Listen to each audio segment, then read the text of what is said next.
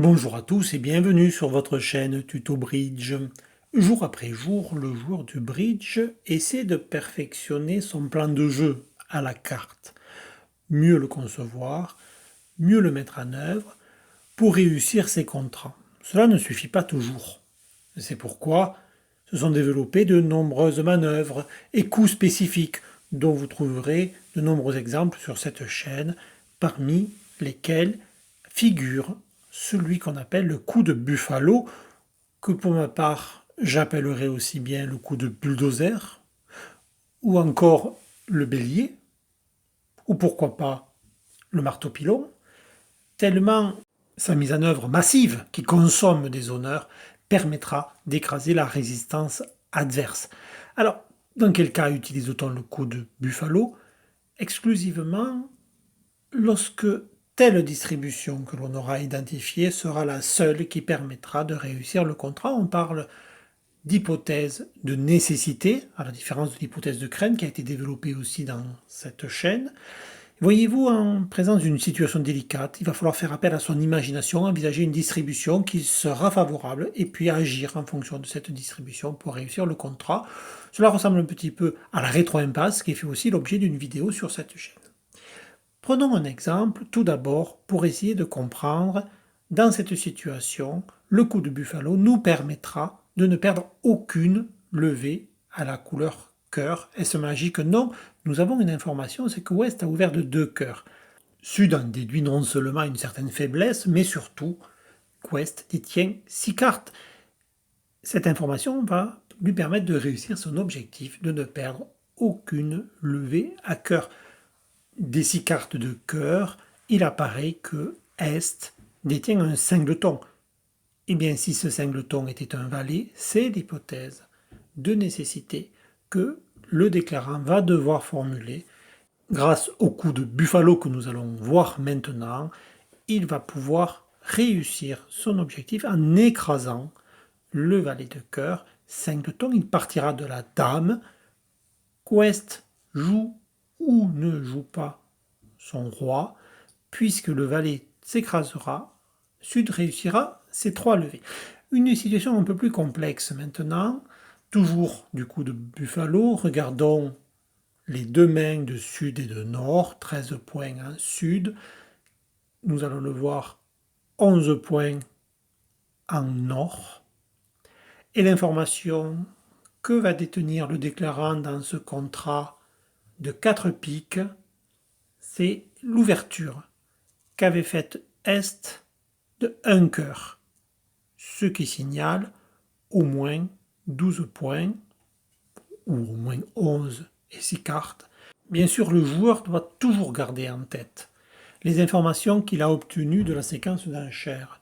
Et il n'oubliera pas, pendant le jeu de la carte, pour réaliser son contrat de 4 piques, la distribution des points adverses. Sud, bien sûr, sait que l'entame sera à cœur, et voici ses perdantes. 3 au total. 2 à cœur, puisqu'il y manque des honneurs pour protéger le 5 et le 3, et puis une perdante à trèfle également inévitable. Il y aura peut-être une défausse ensuite. Toujours est-il qu'il ne doit perdre aucune levée ni à pique, ce qui ne pose pas de problème, sauf distribution très malheureuse, et surtout à carreau, et c'est cette couleur que nous allons travailler. L'entame est de l'as de cœur.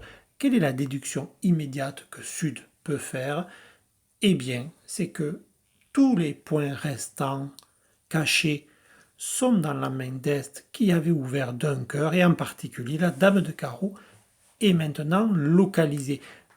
Cela ne suffira peut-être pas, mais c'est une information qui doit être utilisée, qui permet de bâtir une hypothèse de nécessité. L'hypothèse de nécessité, ce sera qu'Ouest détienne le 10 secondes. 10 secondes, ça voudra dire que ce 10 s'écrasera et sera pris par le coup de Buffalo. S'il fallait théoriser, on dirait que le coup de Buffalo, c'est à la fois un peu d'impasse forçante et un peu de tirer en tête. Impasse forçante parce qu'on part d'un honneur, tirer en tête parce qu'on va espérer capturer un honneur adverse. Alors, regardons comment on procède ici. Premier temps, un coup de sonde qui ne mange pas de pain. On va tirer le roi de carreau, s'apercevoir qu'aucun honneur n'était sec. Et puis dans un deuxième temps, c'est là qu'intervient le coup de buffalo à proprement parler. On va partir du valet de carreau. Et bien si le 10 en ouest est second, il tombera sur le valet. Et qu'est couvre ou ne couvre pas le valet de la dame manquante, Sud aura réussi son pari en écrasant le 10 de carreau. Le marteau pilon du coup de buffalo a parfaitement fonctionné. Une vidéo maintenant pour terminer notre exposé et ce moment passé ensemble. Sud joue à cœur et a identifié par les enchères que le roi de pique est en ouest. Prenez le temps de mettre en pause si vous souhaitez cette situation pour bien l'examiner. L'entame est plutôt favorable et c'est à pique que Sud ne souhaite perdre aucune levée. Il commence par une impasse assez classique au 10 ou au valet de pique qui ne fonctionne pas comme vous le voyez puisque le valet était en ouest. Mais tout n'est pas perdu. Sud connaît la position du roi, nous l'avons dit, et lorsqu'il reprendra la main, il espérera que le 10 manquant à pique s'écrasera sur la dame qu'ouest couvre ou ne couvre pas de son roi. Eh bien, si le 10 est second en est, ce qui est l'hypothèse de nécessité de ce coup, alors Sud n'aura perdu aucune levée puisque le 9 de Sud est affranchi. D'ailleurs, aucune défense n'était possible puisqu'ayant bien identifié le 10 second en est, toute résistance était perdue d'avance. Voici quelques exemples du célèbre coup de buffalo. C'est un coup parfois désespéré qui s'appuie sur une hypothèse de nécessité bien définie. Merci de votre fidélité, merci de votre attention. Je vous dis à très bientôt sur votre chaîne Tuto Bridge.